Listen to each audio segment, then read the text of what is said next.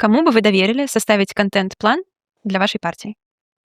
Ну, Владимир Соловьев точно не СММ-менеджер. Вот, Ивлеева, конечно. У кого меньше шансов победить на выборах? Это Джиган? Я думаю, что у кого меньше? Да. У Джигана. Кому бы вы отказали в совместном проекте? Ну, если серьезно, я никому бы не отказывал, если это на проект как-то помогает людям, но, наверное, отказал бы, наверное, Миронову. Отказали бы. Да, с Джиганом, наверное, мы что-то могли интересное сделать, например, в рамках фонда «Второй шанс» по борьбе с наркотиками.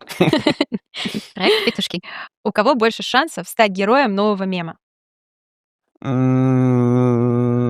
Ну, с Геннадием Андреевичем у него мемов-то уже практически нет, и анекдотов только вот из 90-х. Наверное, Миронов Сергей Михайлович.